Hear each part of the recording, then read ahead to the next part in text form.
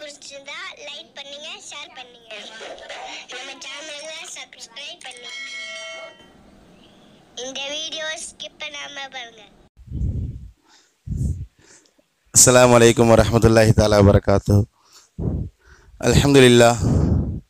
அல்ஹம்துலில்லாஹி ரப்பில் ஆலமீன் வல் ஆகிபத்து லில் முத்தகீன். அஸ்ஸலாத்து வஸ்ஸலாமு அலா நபியில் முர்சலீன் வ ஆலிஹி வ ஸஹாபிஹி அஜ்மஈன். அம்மா பாத் ஃபகத் क़ால அல்லாஹு தஆலா ஃபில் குர்ஆனில் கரீம் வல் ஃபுர்கானில் மஜீத். பாது பில்லாஹி மினஷ் ஷைத்தானிர் ரஜீம். பிஃபத்லி பிஸ்மில்லாஹிர் ரஹ்மானிர் ரஹீம். ஷஹ்ரு ரமதான் அல்லதி உன்ஸில ஃபீஹில் குர்ஆன். சதகல்லாஹுல் அலிய்யுல் அலீம். வகால நபியுனா ரசூலுல்லாஹி ஸல்லல்லாஹு அலைஹி வஸல்லம் இன்ன ஹாதல் குர்ஆன சபபுன் தரஃபுஹு பியதில்லாஹ் வ தரஃபுஹு பிஐதீக்கும் ஃபதமஸ்ஸகு பிஹி ஃபஇன்னக்கும் லன் ததில்லு வ லன் துஹ்லிகு பஅதுஹு அபதா. அவ் கமா ஸல்லல்லாஹு அலைஹி ஸலாத்து வஸலாம். அளவற்ற அருளாளன் நிகரற்ற அன்புடையவன் அல்லாஹ்விற்கு எல்லா புகழும். நம் உயிரிழந்த மேலான நமது தலைவர் ஹதரத் ரசூலுல்லாஹி ஸல்லல்லாஹு அலைஹி வஸல்லம் அவர்கள் மீதும் அவர்களை பின்பற்றிய சத்திய சஹாபாக்கள், நாதாக்கள், ஷுஹதாக்கள், முழு உலக முஸ்லிமான ஆண்கள், பெண்கள் அனைவரின் மீதும் நம்மை படைத்து பரிபாலித்து கொண்டிருக்கின்ற இறைவன் அல்லாஹு தாலாவுடைய சாந்தியும் சமாதானமும் என்றும் என்றென்றும் நின்று நிலவட்டுமாக. அமீன். பெருமானார் ஸல்லல்லாஹு அலைஹி வஸல்லம் அவர்கள் லைலத்துல் கத்ர் சம்பந்தமாக இப்படி ஒரு ஹதீஸ் அறிவித்திருக்கிறார்கள்.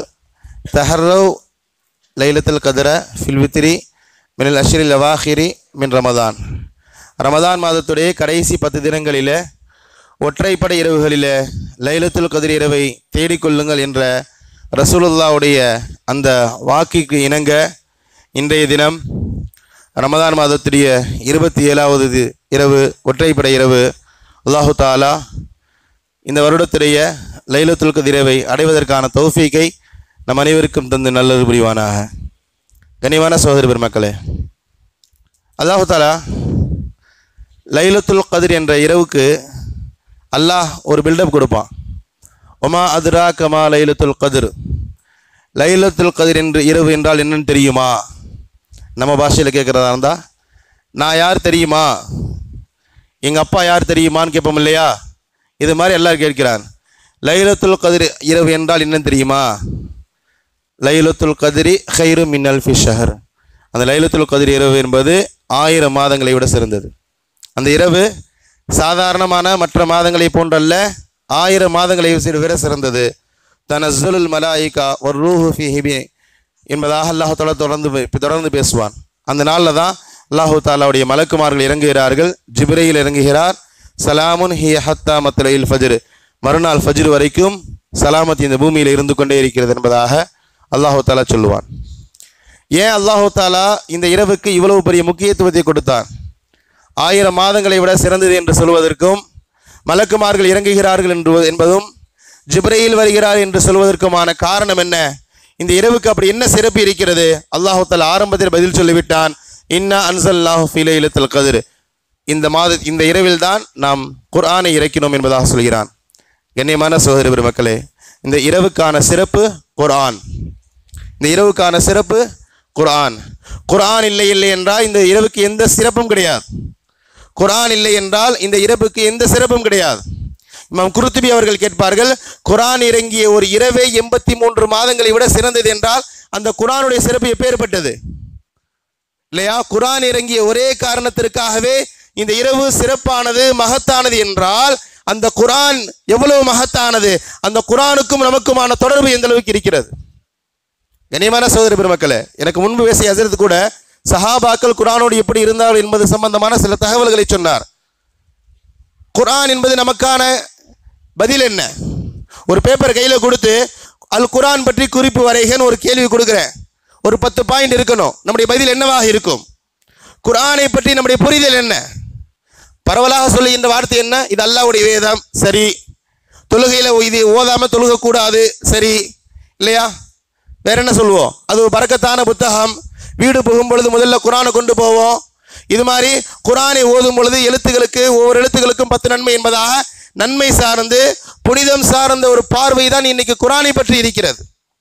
குர்ஆன் என்பது ஒரு வணக்கவியல், வணக்கம் சார்ந்து பேசுகிறது, நன்மைக்குரிய புத்தகம், ஒரு புனிதமான புத்தகம் என்ற பார்வைதான் இன்றைக்கு பரவலாக இருக்கிறது. கண்ணியமான சகோதர பெருமக்களே, இது குர்ஆனுக்கு மட்டுமல்ல, இஸ்லாமுக்கும் அதே பார்வைதான். இஸ்லாம் என்பதும் கிட்டத்தட்ட நம்முடைய பார்வையில் என்ன? இஸ்லாம் என்றால் ஐவேளை தொழுவனோ, அது புனியல் இஸ்லாம் அலா ஹம்ஸி என்ற ஹதீஸ் இருக்குல்ல, 5 கட்டட தூண்களின் மீது இஸ்லாம் என்ற கட்டடம் இருக்கிறது என்ற அடிப்படையில் இஸ்லாம் சொன்னா தொழுகை, நோன்பு, ஜக்காத், அவ்வளவுதான். இஸ்லாத்தை பற்றி நம்முடைய புரிதல் அப்படித்தானே? ஒரு முஸ்லீம் இவர் எப்படி முஸ்லீம் அடையாளப்படுத்துறீங்க? அவர் பள்ளிவாசலுக்கு போவாருங்க. இவர் இந்துன்னு எப்படி அடையாளப்படுத்துறீங்க? இவர் இன்னென்ன குலதெய்வ கோயிலுக்கு போவார், இவர் தேவாலயத்துக்கு போவார், அவ்வளவுதான். இபாதத்தை வைத்துதான் ஒருவருடைய கொள்கை தீர்மானிக்கப்படுகிறது. அதான் உண்மையும் கூட. இபாதத்தை வைத்துதான் ஒருவருடைய கொள்கை தீர்மானிக்கப்படுகிறது. இன்னைக்கு இபாதத்து தான் இன்னைக்கு எல்லாமே என்ற மனநிலையில் இருக்கிறோம். வணக்கம் என்பது வாழ்க்கையின் ஒரு பகுதி. வணக்கம் என்பது அசல் கிடையாது. வணக்கம் என்பது அசல் கிடையாது. வணக்கம் என்பது வாழ்க்கையின் ஒரு பகுதி. குர்ஆன், இஸ்லாம் நம்ம இடத்துல வணக்கத்தை மட்டும் எதிர்பார்க்கவில்லை, வணக்கம் தாண்டி நம்முடைய அனைத்தையும் எதிர்பார்க்கிறது. வணக்கம் தான் இல்லான்னு சொன்னா, நான் ஏற்கனவே சொன்ன ஞாபகம் இருக்கிறது, ஜும்மால பேசிய ஞாபகம் இருக்கிறது. வணக்கம் தான் இல்லாம்னு சொன்னா இன்னைக்கு நம்மளை விட ஏனைய கொள்கைகள் சிறந்தவர்கள். அவர்கள் மாதிரிலாம் நம்ம வணக்கம் செய்ய முடியாது. அவர்களுடைய இபாதத்துக்கு பக்கத்தில் கூட போக முடியாது இல்லையா? இந்து சகோதரர்கள், கிறிஸ்தவ சகோதரருடைய இபாதத்தில் இருக்கிறதே, அவர்களுடைய இபாதத்துக்கு நம்ம பக்கத்தில் கூட போக முடியாது இல்லையா? நெருப்புல இறங்குவாங்க இபாதத். நெருப்புல இருக்கல, நெருப்புல இறங்குவாங்க இபாதத். நெருப்பை கையில் சுமப்பார்கள் இபாதத். இரும்பு கம்பிகளை முகங்களில் குத்திக் கொள்வார்கள் இபாதத் இல்லையா? அதான் அந்த தேர் இழுக்கிறோம் என்ற பேரில் அந்த கம்பிகளை முதுகில் குத்தி இழுத்து கொண்டு செல்வார்கள் இபாதத். 300-400 கிலோமீட்டர் நடந்து செல்வார்கள் இபாதத். அருமையான இது மாதிரியான ஒரு இபாதத்தை இஸ்லாம்ல சொல்ல முடியுமா? என்னுடைய ரப்புக்காக வேண்டி நான் என்னுடைய உடலை வருத்தி கொள்கிறேன் என்று சொல்லுகின்ற ஏதாவது ஒரு இபாதத் இந்த வணக்கங்களுக்கு நிகராக இருக்கிறதா? சொல்ல முடியுமா? கிறிஸ்தவர்களோடு பாருங்களேன், வாரம் சனி ஞாயிற்றுக்கிழமை கம்பல்சரி உள்ள போய் ஆகணும். சர்ச்சுக்குள்ள போனால் பகல் வரைக்கும், மறுநாள் காலை விடிகிற வரைக்கும் அங்கே தான் இருப்பாங்க. செய்தி என்ன தெரியுமா?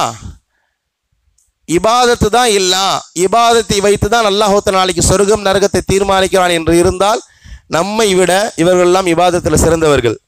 அவங்க வணக்கங்களுக்கு முன்னாடி நம்மளாம் ஒன்றுமே கிடையாது.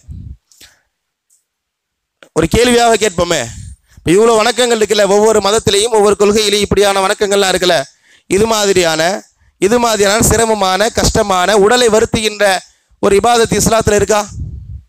அதிகபட்சமாக என்ன சொல்லலாம் தெரியுமா? நோன்பு முன்னெடுப்போம். நோன்பு கஷ்டமான ஒரு இபாதத். காலையில் சூரியன் உதிக்கிறதுக்கு முன்னாடி சாப்பாடை தடுக்கிறோம். சூரியன் மறைஞ்ச பிறகுதான் பச்சை தண்ணி கூட வாயில படாமல் நோன்பு நோக்கிறோம் என்பதாக நோன்பு முற்படுத்துவோம். ஆனால் இன்னைக்கு நம்முடைய நோன்பு கேலி குத்தாயிடுச்சு. நம்ம வைக்கிறதால நோன்பே கிடையாது. மிகைப்படுத்தி சொல்லலை, அதான் உண்மையும் கூட. பசியை உணர்வதற்காக வேண்டி அல்லாஹ் வழங்கிய ஒரு மிகப்பெரிய ஒரு வாய்ப்பு நோன்பு, ஒரு வரப்பிரசாதம் நோன்பு. இன்னைக்கு மற்ற மாதங்களை விட ரமதான் மாதத்தில் தான் மளிகை செலவு அதிகமாகிறது. உணவுக்கான செலவுகள் இந்த மாதத்தில் அதிகமாக இருக்கிறது. நான் ஏற்கனவே நோன்பு சம்பந்தமாக பேசிய ஞாபகம் இருக்கிறது ஜும்மாவில் இல்லையா? சஹர்ல சாப்பிட்ற சாப்பாடு அசர் வரைக்கும் செரிக்கல, நாம சொல்லுவோம் நோம்பாளின்ட்டு. சஹர்ல சாப்பிட்ற சாப்பாடு அல்லாஹ் பாதுகாக்கணும். எங்களுடைய உஸ்தாத் அடிக்கடி சொல்லுவது உண்டு, சஹர்ல உட்காந்து ஒரு வெங்காயத்தை கட் பண்ணிட்டு இருக்காரு சஹர் செஞ்சுட்டு. எதுக்கியா இந்த வெங்காயம்? இஃப்தாருக்கு கஞ்சிக்கு. சஹர்ல இருந்து இஃப்தாரை பற்றிய சிந்தனை, இஃப்தார்ல சஹருடைய பற்றிய பிரச்சனை. சஹர் முழுக்க இஃப்தாருக்கு என்ன செய்யலாம், இஃப்தாரை பற்றிய சிந்தனை, இஃப்தார்ல சஹரை பற்றிய சிந்தனை. அருமையான சகோதர பெருமக்களே, தராவியை சொல்லலாமா? வருடத்தில் ஒரு முறை 30 நாட்கள் நின்று வணங்குகிறோம், கால் கடுக்க நின்று வணங்குகிறோம். இப்படி கால் கடுக்க நின்று வணங்குகிறோம். 50 நிமிஷத்தை தாண்டிட்டா வேற மாதிரி ஆயிடுது. ஹஸரத் 50 அதாவது பெரிய முள்ள 4ல் இருக்கும்போது தக்பீர் கட்டுறாரு, 5க்கு வரும்போது சஜ்தா சலாம் கொடுத்துடணும். எழுதப்படாத விதி. இதான் நம்முடைய இபாதத் இல்லையா? கரெக்டா ஒரு சலாத்திற்கு 5 நிமிஷம் தான். 10 சலாத்திற்கு 50 நிமிஷத்துல தராவியை முடிச்சாகணும். 50 55 ஆயிடுச்சு, 60 நிமிஷம் ஆயிடுச்சு, 65 70 ஆயிடுச்சு, வேற தராவி. நான் அடுத்த அந்த முசல்லால வேற இமாம் நிற்பாரு. செய்தி புரிகிறதா?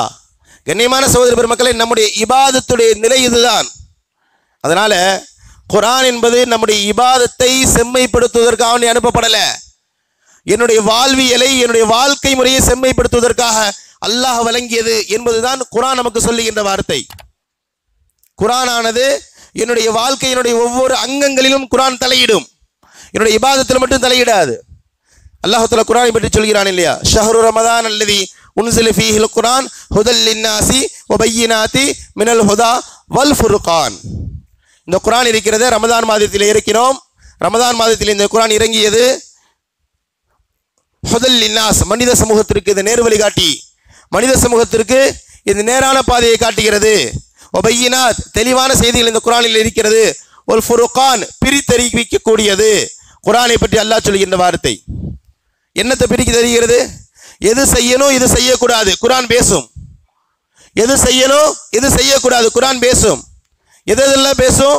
எல்லா கட்டங்களிலும் பேசும். இபாதத்தில் மட்டுமல்ல, எப்படி தொழுகணும், எப்படி தொழுகக்கூடாது, குர்ஆன் பேசும். எப்படி நோன்பு நோக்கணும், எப்படி நோன்பு நோக்கக்கூடாது, குர்ஆன் பேசும். அதுபோல என்னுடைய திருமணத்திலும் குர்ஆன் தலையிடும். யாரை திருமணம் முடிக்கணும், யாரை திருமணம் முடிக்க கூடாது, குர்ஆன் பேசும் இல்லையா?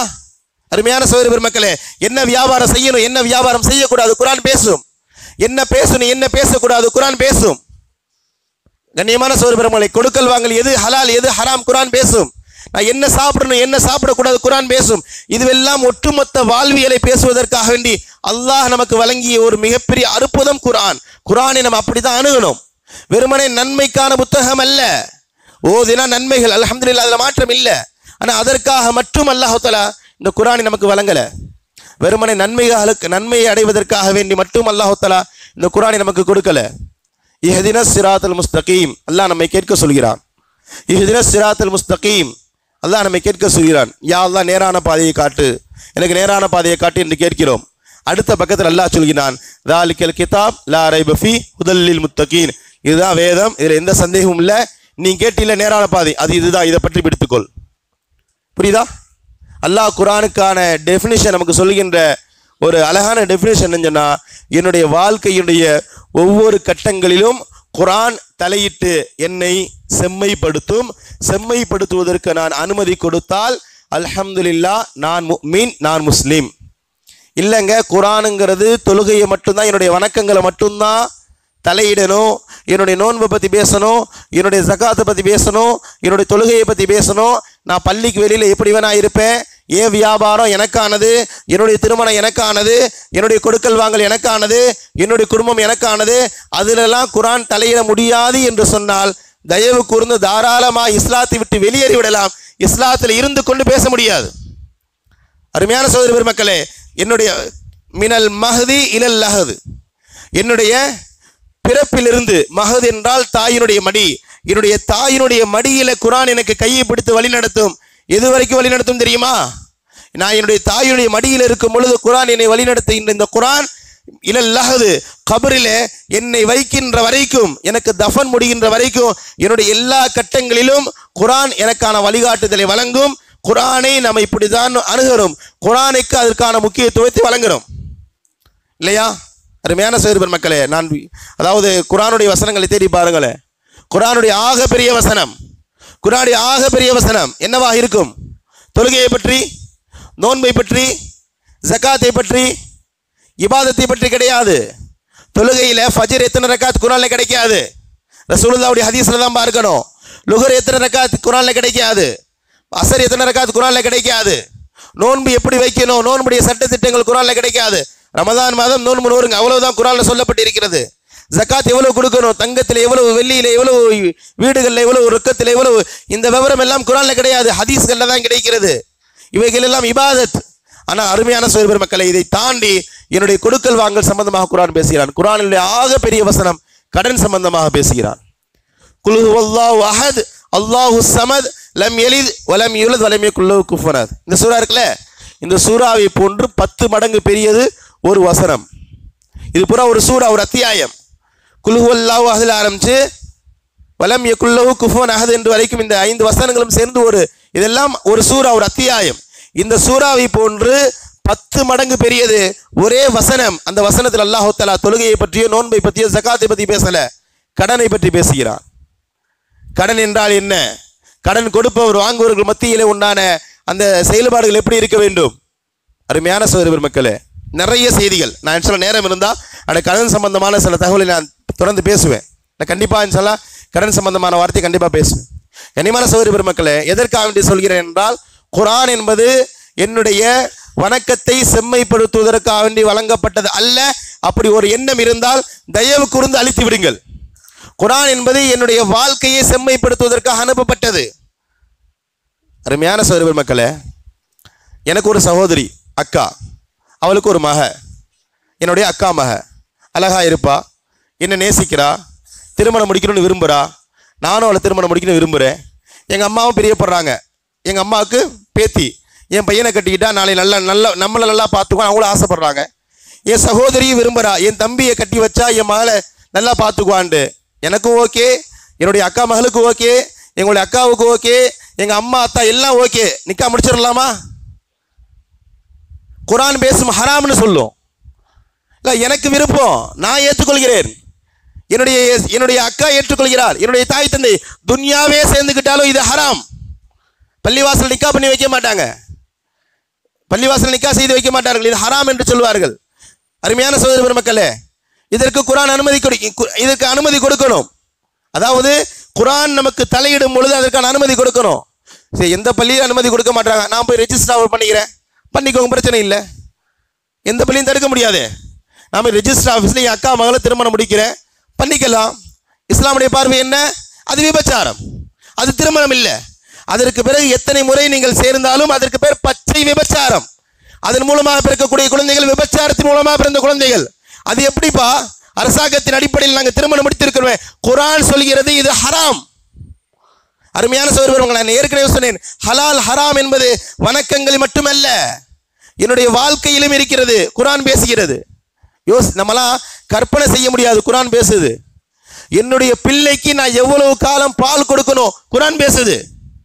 என்னுடைய பிள்ளைகளுக்கு நான் எவ்வளவு காலம் பால் கொடுக்கணும். வல்வாலிதாத்து யுர்தீன அவுலாதுஹுன்ன ஹவுலைனி காமிலைனி லிமன் அராத அன் யுத்திமரதா. அல்லாஹ் பேசுகின்றான். மிகப்பெரிய வசனம், குர்ஆனுடைய மிகப்பெரிய வசனம். கிட்டத்தட்ட 15 வரியில பாதி வசனங்கள் இருக்கும். நீங்கள் ஓதுகின்ற 13 வரியில ஒரு பக்கம் இருக்கும். வெறுமனே பால் குடி மட்டுமே பேசுகிறான், வேற எதுவுமே இல்லை. ஏன் பிள்ளைக்கு நான் எவ்வளவு காலம் பால் கொடுக்கணுன்றதையே அல்லாஹ் பேசணும்? அவனுக்கு தேவையா? தொழுகையை பற்றி பேசுறேன், உனக்காண்டி தொழுகிறேன், அதோட முடிச்சுக்க வேண்டியதானே. நோன்பு உனக்காண்டி நோன்பு நோக்கிறேன், அதோட முடிச்சுக்க வேண்டியதானே. உனக்காண்டி சக்காத்து கொடுக்குறேன், உனக்காண்டி ஹஜ்ஜு செய்கிறேன், அதோட முடித்துக் கொள்ள வேண்டியதானே. நான் என் பிள்ளைக்கு எவ்வளவு காலம் பால் கொடுக்கணும்னு பேச வேண்டிய உரிமையை உனக்கு யார் கொடுத்தது? ரப்பிடத்தில் கேட்கலாமா? கேட்க முடியுமா?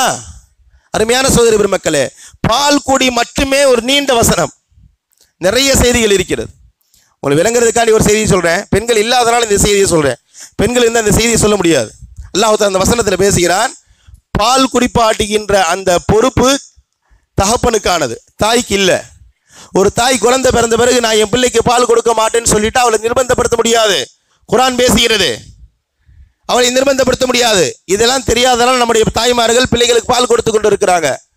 இந்த அம்மா நான் பால் கொடுக்க மாட்டேன்னு சொன்னா இந்த தகப்பன் செவிலி தாயை தயார் செய்யணும், ஏற்பாடு செய்யணும். இவர் வெளியில ஒரு தாயை ரெடி பண்ணி பால் குடிப்பாட்டக்கூடிய ஒரு தாயை ரெடி செஞ்சு அந்த அம்மாவுக்கு உண்டான உணவு, அந்த அம்மாவுக்கான செலவினங்கள், இதை முழுக்க இந்த தகப்பனின் மீது பொறுப்பு. அல்லாஹ் குர்ஆனில் பேசுகிறான். இவ்வளவு செய்திகள் இருக்கிறது. பால் குடி எப்போ நிறுத்தலாம்?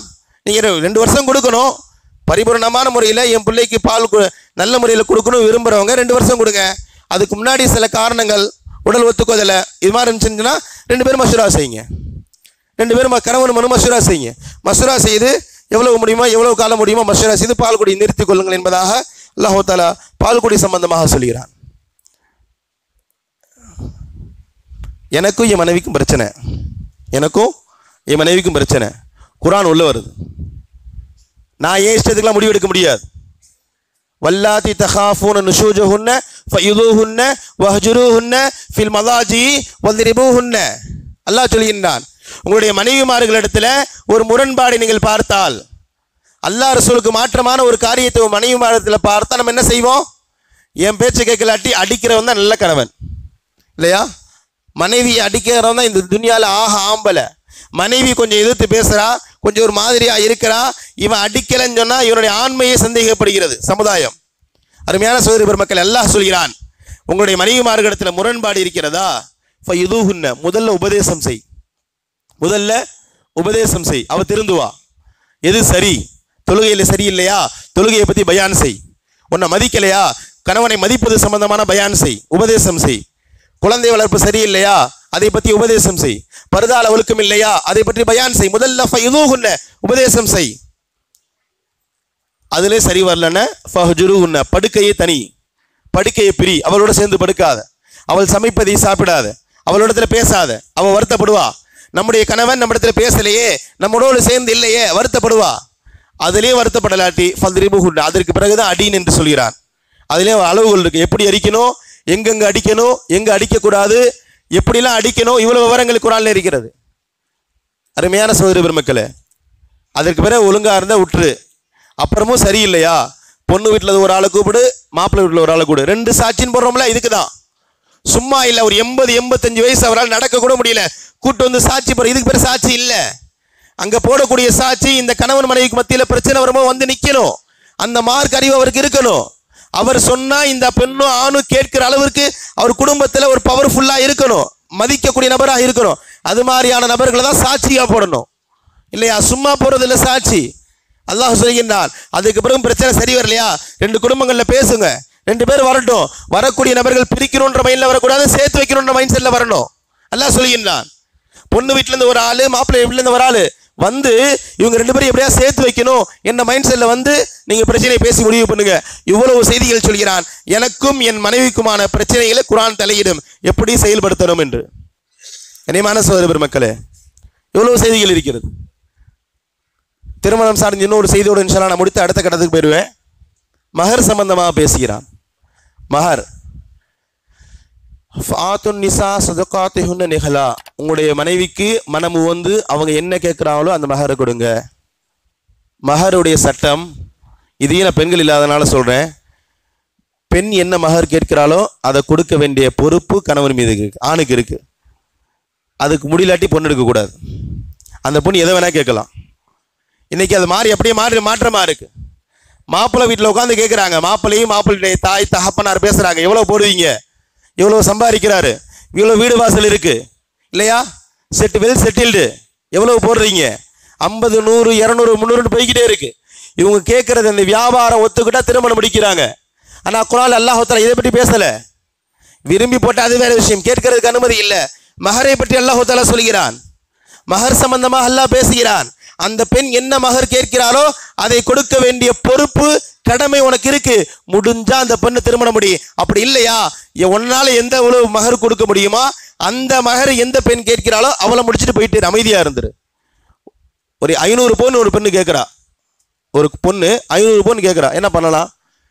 முடிஞ்சா கொடுக்க முடிஞ்சா 500 பவுன் போட்டு, 500 பவுன் இன்னைக்கு என்ன ரேட்டு தெரியுமா ஹஸ்ரத்? இன்னைக்கு 1 கிராம் என்ன தெரியுமா? இந்த வியாக்கியானால இங்கே பேசக்கூடாது.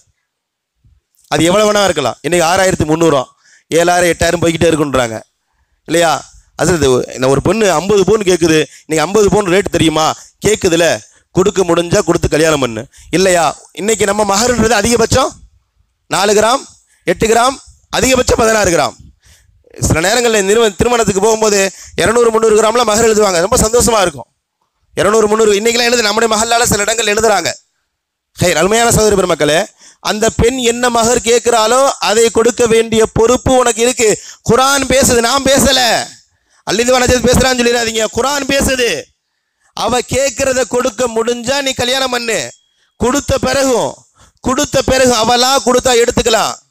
இந்தாங்க எனக்கு நீங்க 20 பவுன் மஹர் போட்டீங்க, தேவை இருக்கு, பிசினஸ் இருக்கு, இந்தாங்க ஒரு 5 பவுன் எடுத்துக்கோ, கொடுத்தா வாங்கலாமே தவிர நம்ம கொடுத்தது தானே எடுத்துக்கலாம். ஃபைன்திபுனலக்கும், அவளா கொடுத்தா எடுத்துக்கோ தவிர நீயா எடுக்கக்கூடாது, அது அவளுக்கானது. அல்லாஹ் தஆலா மஹரை பற்றி பேசுகிறான். ஏன் மஹரை பற்றி எல்லாம் இங்கே பேசணும்? மஹர் எந்த இபாதத்தோடு சம்பந்தப்பட்டது? தொழுகையோடு சம்பந்தப்பட்டதா? ஜகாத்தோடு சம்பந்தப்பட்டதா? நோன்போடு சம்பந்தப்பட்டதா? ஏன் மஹரை பற்றி அல்லாஹ் குர்ஆன்ல பேசுறான்? என்ன பதில்? அல்லாஹ் பேசுவான், நீ கேட்கணும், அமல் செய்யணும். மஹர் இன்னைக்கு பரவாயில்ல. என்னுடைய உஸ்தாது சொல்லுவார், ஒரு காலம் மஹர்ன்றது ரொம்ப மோசமாக இருந்துச்சு. அந்த வயசான ஒரு 70 வயசு 80 வயசு குடுகுடுன்னு படுத்து கிடப்பார். சக்கராத்துடைய நேரத்தில் அந்த அம்மாவை அழைச்சிட்டு வந்து மகரை மன்னிக்க சொல்லுவாங்க. புரியுதா? மகரை மன்னிச்சிட்டேன்னு சொல்லு, அப்போதான் அவர் ரூஹ் சாந்தமா சக்கராத்து குறையுண்டு. என்ன தெரியுமா, அந்த இது வரைக்கும் மகர் கொடுக்கல. எழுதுனது அன்னைக்கு 1000 2000 தான் எழுதியிருப்பாரு. ஆனால் மகர் கொடுக்கவே கூடாதுன்னு ஒரு முடிவில் மகர் எழுதிக்கிறது. அந்த அம்மா நான் மன்னிச்சுட்டேங்கன்னு அழுதுகிட்டே சொல்லும். அருமையான இப்படிலாம் மகர் இன்னைக்கு சமுதாயத்தில் இருக்கு. ஆனால் வாங்கிறது, பெண்ணிடத்தில் வாங்கும் பொழுது அல்லாஹ் அக்பர், இன்னைக்கு அரசியலில் பேசுகிற குதிரை பேரத்தை விட அதிகமாக இருக்கு. நீங்கள் 50 பவுன் போட்டால் பாருங்க, இல்லாட்டி எங்களுக்கு வேற வேற பொண்ணு இருக்கு, வியாபாரம் பேசுகிற மாதிரி இன்னைக்கு ஓடிக்கிட்டு இருக்கு மகர். இதெல்லாம் குரானில் சொல்லப்பட்ட செய்தி. அருமையான சகோதர பெருமக்களே, இன்னைக்கு நான் எனக்கான தலைப்புலாம் முழுக்க நான் ஹதீஸ்குள்ள போக மாட்டேன், குரான் மத்தி மட்டுமே பேச போறேன். உமர் ரலியல்லாஹு தஆலா காலத்தில் ஆம்பளைங்க வராங்க. யாரு? பெண்கள் இல்லை, ஆண்கள் வராங்க. ஹலீஃபாவிடத்தில் வந்து நிறைய மகர் கேட்கிறாங்க. பெண்கள் நிறைய மகர் கேட்கிறாங்க, கொடுக்க முடியல. அதனால ஒரு முடிவு செஞ்சிருவோம். பெண்கள் இவ்வளவுதான் மகர் கேட்கணும், இதுக்கு மேல மகர் கேட்க வேண்டாம் என்று நீங்க ஒரு பெண்களை கூட்டு பயான் செய்யுங்க என்பதாக சொல்லி ஒரு 400 திர்ஹம் முடிவு பண்றாங்க. அதிகபட்சம் 400 திர்ஹம், 400 வெள்ளிக்காசு கொடுக்கலாம் அப்படின்ற மாதிரி ஒரு முடிவு பண்ணி ஹதரத் உமர் ரலியல்லாஹு தஆலா இடத்துல செய்தி வருது. ஹதரத் உமர் பெண்களை எல்லாம் அழைக்கிறார், பேசுகிறார். இது மாதிரிப்பா, நீங்க நிறைய மகர் கேட்குறீங்களா? நீங்க கேட்குற மகரை கொடுத்து அந்த பையனால திருமணம் முடிக்க முடியல, ரொம்ப கஷ்டப்படுறாங்க ஆம்பளை இல்லைங்க. இன்னைக்கு ஆண் சமூகமே ரொம்ப சிரமப்பட்டு இருக்கு. அதனால மகரை குறைச்சிக்கோங்க, ரொம்ப கேட்காதீங்க, ஒரு குறிப்பிட்ட அளவு மகரை கேளுங்க என்பதாக கேட்ட பொழுது ஒரு பெண்மணி எழுந்து கேட்டா, குரான்ல அல்லாஹ் ஒரு வசனம் சொல்கிறான் தெரியுமா? அல்லாஹ் தஆலாவுடைய அந்த வசனத்தை அந்த பெண்மணி ஓதி காட்டுகிறார். வஆதைத்தும் இஹ்தாஹுன்ன கின்தாரா ஃபலா தாஹுது மின்ஹு ஷையா. அல்லாஹ் குரான்ல இப்படி ஒரு செய்தி சொல்றான். அது என்ன செய்தின்னு சொன்னா, நீங்கள் உங்களுடைய மனைவிக்கு, வசனத்தை பாருங்க, நீங்கள் உங்களுடைய மனைவிக்கு ஒரு பொறுக்குவியலே மகராக கொடுத்தாலும் அவளா கொடுத்தா நீங்க எடுத்துக்கொள்ளுங்க, அவ கொடுக்காம நீங்க அதுல கை வைக்க கூடாது. குர்ஆனுடைய செய்தி. அல்லாஹ் ஆண்களை நம்ம பார்த்து சொல்றான், நீங்களுடைய மனைவிமார்களுக்கு ஒரு பொறுக்குவியலே மகராக கொடுத்தாலும் அதுல இருந்து நீங்க எடுக்கக்கூடாது என்பதாக இந்த வசனத்தை ஓதி காட்டிவிட்டு அல்லாஹ் இங்க பொறுக்குவியலே கொடுத்தாலும்னு சொல்றான.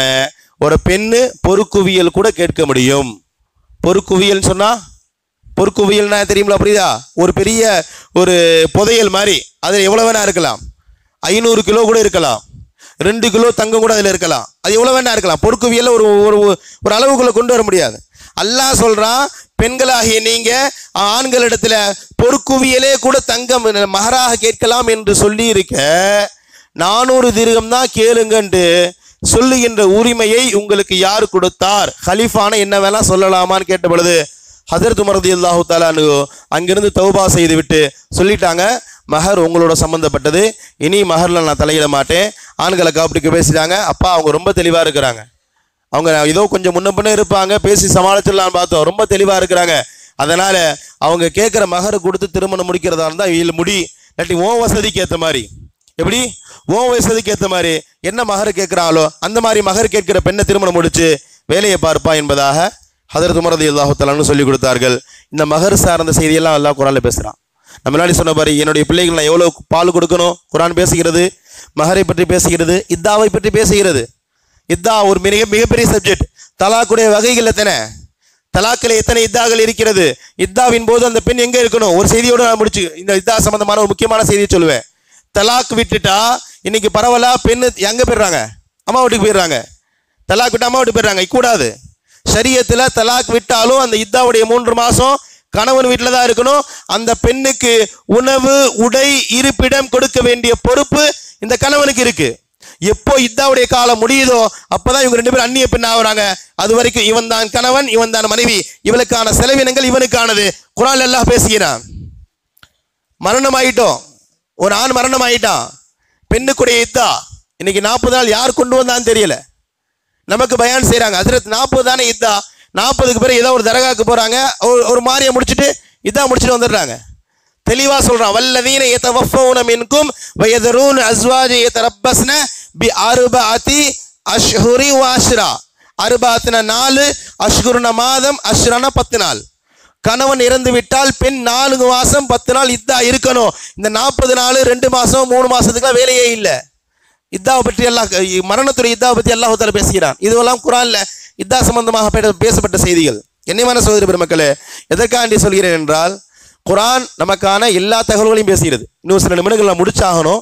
இதை பற்றி இது கிட்டத்தட்ட இந்த சப்ஜெக்டில் ஒரு 4 மணி நேரம் 5 மணி நேரம் சாலிடாக பேசணும். அவ்வளோ செய்திகள் இருக்குது. நான் எல்லாத்தையும் பேசி ஆகணும். ஆனால் நேரம் இல்லைன்றனால இன்றைக்கி உங்களுக்கு சொல்லக்கூடிய செய்தி என்னென்ன, குர்ஆனுங்கிறது வெறுமனே என்னுடைய இபாதத்தை மட்டும் வழி நடத்துவதற்கான புத்தகம் அல்ல, என்னுடைய வாழ்க்கையை வழி நடத்துவதற்கான புத்தகம் என்பதை விளங்கி கொள்ளுங்க. அதுதான் செய்தி. நான் மேலே சொன்னலையே கடன் சம்பந்தமா, கடனில் ஆக பெரிய வசனம் குர்ஆன்ல கடனை பற்றி இருக்கிறது. அல்லாஹ் தஆலா பேசுனா, 2 பேர் கடன், ஒருத்தர் கடன் கொடுக்குறார், ஒருத்தர் கடன் வாங்குறார். அல்லாஹ் சொல்ற முதல் செய்தி என்ன தெரியுமா? ஒரு பத்திரம் எழுது, கடனுக்கு பத்திரம் எழுது. அந்த பத்திரத்தில் என்ன வாசகங்கள் வேணுன்றதை கடன் வாங்குறவர் முடிவு செய்யணும்.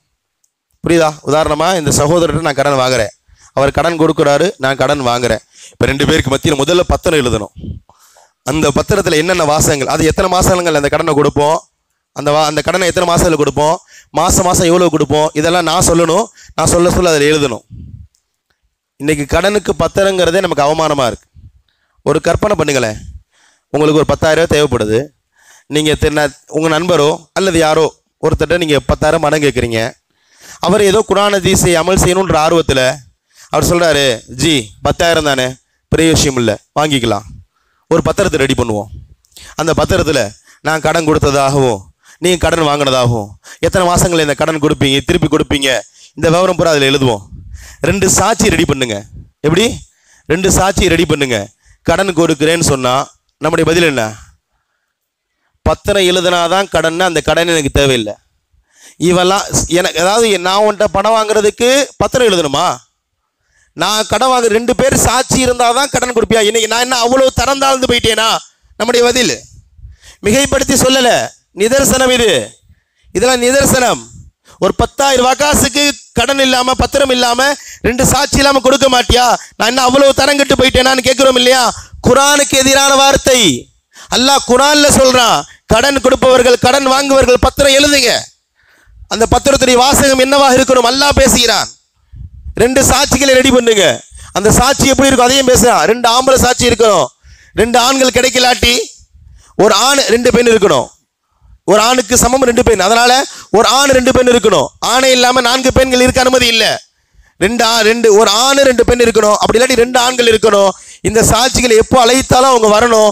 இவ்வளவு விவரங்களை அல்லாஹ் தஆலா கடன் சம்பந்தமாக பேசுகிறான். கண்ணியமான சகோதர பெருமக்களே, இந்த கடன் தொழுகையை பற்றியோ இபாதத்தோடு சம்பந்தப்பட்டதல்ல. இப்படி நிறைய செய்திகள் குர்ஆன்ல அல்லாஹ் தஆலா நமக்கான வழிகாட்டுதல் இருக்கிறது. என்னுடைய கொடுக்கல் வாங்கல் இல்லையா? நான் வியாபாரி எடையில் அடிக்கிறதுல நான் ரொம்ப திறமையான ஆள். எடை அடிக்கிறது இருக்குல்ல, எடை அடிக்கிறதுல பெரும்பாலும் வியாபாரிகளுக்கு தெரியும் இல்லையா? 1000 ரூபா போடுவாங்க, ஆனால் 900 தான் இருக்கும். 1000 ரூபா போடுவோம், 900 தான் இருக்கும். அல்லாஹ் சொல்றான், வயலுல்லில் முத்தஃபிஃபீன், அளவை நிறுவையில் மோசடி செய்பவர்கள் நாசம் உண்டாகட்டும். அல்லாஹ் தஆலாவுடைய சாபம். நான் ஏன் வியாபாரம், என்னுடைய குடும்பம், நான் திறமையா எடை போடுறேன், இது ஏன் அல்லாஹ் சபிக்கணும்? அல்லாஹ்வுக்கு என்ன தேவை இருக்கு? நான் வியாபாரமா திறமையா வியாபாரம் செய்யறேன்ப்பா. ஆகாத போகாத பொருட்களை நான் விவரமா விற்கிறேன். என் குடும்பம் எனக்கு தேவை, என்னுடைய பொருளாதாரம். அதாவது ஏமாத்துறவனுக்கு நீங்க சமுதாயத்தில் திறமையானவன் பேரு. ஒருத்தர் சமுதாயத்தில் அது எந்த வியாபாரமா இருந்தாலும் சரி, ஏமாத்தி ஒருத்தர் வியாபாரம் செய்யறாருன்னா அவர் அந்த சமுதாயம் ரொம்ப விவரமான ஆளுங்க. எப்பேற்பட்ட பொருளையும் ஏமாத்தி வியாபாரம் பண்ணிடுவான்னு சொல்றாங்க. வயலில் முத்தஃபிஃபீன், இவர்கள் நாசம் உண்டாகட்டும் என்று அல்லாஹ் தஆலா பேசுகிறான். கண்ணியமான சகோதர பெருமக்களே, என்னுடைய வியாபாரம் என்பதா இதில் குர்ஆன் தலையிடக்கூடாதுலாம் சொல்ல முடியாது. குர்ஆன் தலையிடும். இப்படி நிறைய செய்திகள் சொல்லிக் கொண்டே போகலாம். அருமையான சகோதர பெருமக்களே, ஒழுக்கவியல் சார்ந்து நான் ஏற்கனவே தராவில பேசி இருக்கிறேன். ஹுஜராத் என்ற ஒரு சூரா 25வது வசனத்து அத்தியாயத்தில் இருக்கிறது. யாராவது இஸ்லாமிய ஒழுக்கங்கள் சம்பந்தமாக எனக்கு எப்படின்னு ஏதாவது கேட்டா இந்த சூராவுடைய தர்ஜுமாவை படிக்க சொல்லுங்க. அவ்வளவு செய்திகள் இருக்கிறது. இதுவெல்லாம் என்னுடைய குணங்கள் சம்பந்தமானது. குணநலங்கள் சம்பந்தமாக குர்ஆன் பேசுகிறான். அரசியலை பற்றி பேசுகிறேன். ஒரே ஒரு செய்தியோடு முடித்துக் கொள்வேன். குர்ஆன்ல பேசப்படுது இல்லையா? திருடன் திருடிகளுடைய கைகளை வெட்ட வேண்டும் இல்லையா? விபச்சாரிகளை 100 கசையடி கொடுக்க வேண்டும். அஸ்ஸானியத்து வஸ்ஸானி ஃபஜ்லிது குல்ல வாஹிதின் மின்ஹுமா மிஅத ஜல்தத்தன். விபச்சாரம் செய்த ஆணையும் விபச்சாரம் செய்த பெண்ணையும் 100 கசேரி கொடுக்கணும். திருடியவர்களை கைகளை கால்களை வெட்ட 2 கைகளையும் வெட்ட வேண்டும் இல்லையா? வல்லதீன யர்மூனல் முஹ்ஸனாத் ثم لم يأتوا بأربعة شهداء فجلدوهم 80 ஜல்தா. ஒரு ஆண் ஒரு நபர் ஒரு அந்நிய பெண்ணை பற்றி அவதூறு பேசினாரு, அவன் நடத்த கெட்டவனு பேசுறாரு, ஆனா அதுக்கான சரியான ப்ரூஃப் இல்ல, 4 ஆதாரங்கள் அவரிடத்துல இல்லை என்றால், இவர் சொல்ற அந்த குற்றச்சாட்டுக்கு 4 ஆதாரங்கள் 4 ஆதாரமான நபர்கள் இல்லை என்றால் இவருக்கு 80 கசேரி கொடுக்கணும் என்றெல்லாம் குர்ஆன் பேசுகிறது. இதெல்லாம் என்ன? இதெல்லாம் அரசியல். அருமையான சகோதரர்களே, இது நம்ம செய்ய முடியாது. இன்னைக்கு பீமனில் ஒருத்தர் திருடிட்டாரு, எல்லாமே பீமனை ஜமாத்தை சேர்ந்து கையை வெட்டிட முடியுமா? கையை வெட்டிட முடியுமா? இங்கே ஒருத்தர் விபச்சாரம் செஞ்சுட்டாங்க, 100 கசேரி கொடுத்துட முடியுமா?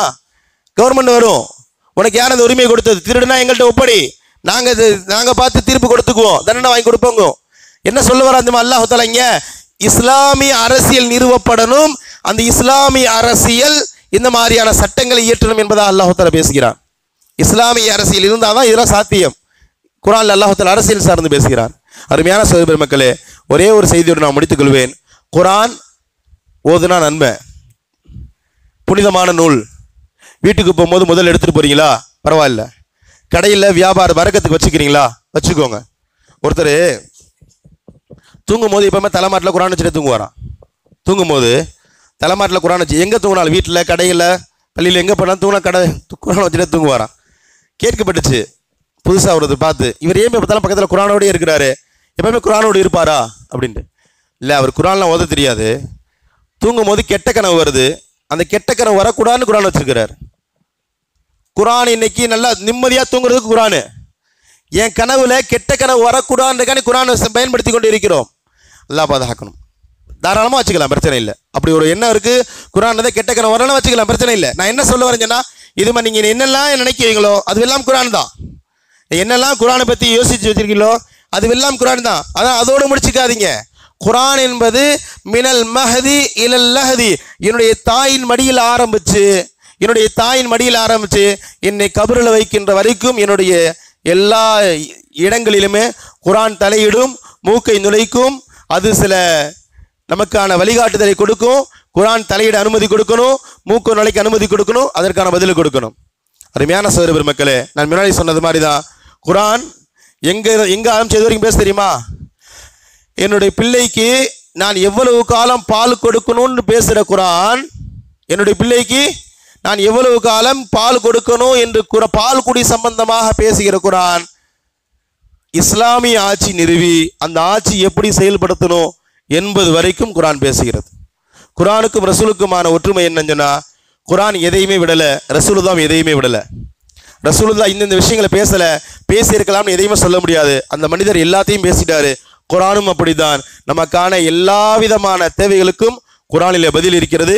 அந்த மாதிரி குர்ஆனை நம்ம அணுகணும். அருமையான சகோதர மக்களே, என்னுடைய வணக்கத்தை எப்படி குர்ஆன் செம்மைப்படுத்துகிறதோ அது போன்று என்னுடைய வாழ்க்கையும் குர்ஆன் செம்மைப்படுத்தணும், அனுமதி கொடுக்கணும். அனுமதி கொடுப்பவர்கள் முஸ்லிம்கள், அனுமதி கொடுக்காதவர்கள் தன்னுடைய ஈமானை புதுப்பித்துக் கொள்ளுங்கள். அவ்வளவுதான். நான் இங்கேன்னு சொல்லலை, பொதுவாக சொல்கிறேன். குர்ஆன் நம்ம இங்கேருந்து இதில் தான் குர்ஆன் தலையிடணும், இதில் குர்ஆன் தலையிடக்கூடாதுன்னு நம்மளாம் இது பண்ண முடியாது. குர்ஆன் என்னுடைய எல்லா கட்டங்களிலும் தலையிடும், என்னை எல்லா கட்டங்களிலும் எனக்கான பதிலை குர்ஆன் தீர்ப்பு வழங்கும் என்ற மனநிலையில் குர்ஆனை யாரெல்லாம் ஈமான் கொள்கிறார்களோ செயல்படுத்துகிறார்களோ அவர்கள் தான் முஃமின்கள். அல்லாஹ் தஆலா இந்த குர்ஆனின் மூலமாக நம்மிடத்தில் அதை தான் எதிர்பார்க்கிறான். கண்ணியமான சகோதர மக்களே, லைலத்துல் கத்ர் இரவு குர்ஆனுக்கானது. அதனால் இந்த இரவில் உறுதி எடுத்துக் கொள்ளுங்கள். இன்ஷா அல்லாஹ் கடந்ததாக இருக்கட்டும், இனி வரக்கூடிய காலங்களில் குர்ஆனை ஓதுவோம், குர்ஆனுடைய மொழிபெயர்ப்புகளை படிப்போம். குர்ஆனில் ஒரு வியாபாரியாக இருந்தால் குர்ஆனில் வியாபாரம் சம்பந்தப்பட்ட எல்லா தகவலையும் தெரிஞ்சிருக்கணும். அதை தெரியாமல் வியாபாரம் ஆரம்பிக்கக்கூடாது. காசு பணம் இருக்குது அதெல்லாம் கிடையாது. குர்ஆனில் வியாபாரம் சம்பந்தமான தகவல் தெரியணும். திருமணம் முடிக்க போறாரு சொன்னால் திருமணம் சார்ந்த தகவல்களை தெரியாமல் திருமணம் முடிக்கக்கூடாது. அருமையான சகோதர மக்களே, அதனால் குர்ஆன் நமக்கான வாழ்க்கையை செம்மைப்படுத்துவதற்கான ஒரு முக்கியமான ஒரு வழிகாட்டி, ஒரு கைடு என்பதை நம்ம விளங்கி அந்த அடிப்படையில் குர்ஆனோடு நம்முடைய தொடர்பை வைத்துக்கொள்வோம். அல்லாஹு தஆலா நம்முடைய எல்லா கட்டங்களிலும் குர்ஆன் நம்மை தலையிட்டு நம்மை செம்மைப்படுத்துகின்ற அந்த ஒரு நல்ல தௌஃபீக்கை வல்ல இறைவன் நம் அனைவருக்கும் தந்த நல்ல ஒரு புரிவானாக. வாஹிரு தஅவானா அல்ஹம்துலில்லாஹி ரப்பில் ஆலமீன். அஸ்ஸலாமு அலைக்கும் வரஹ்மத்துல்லாஹி.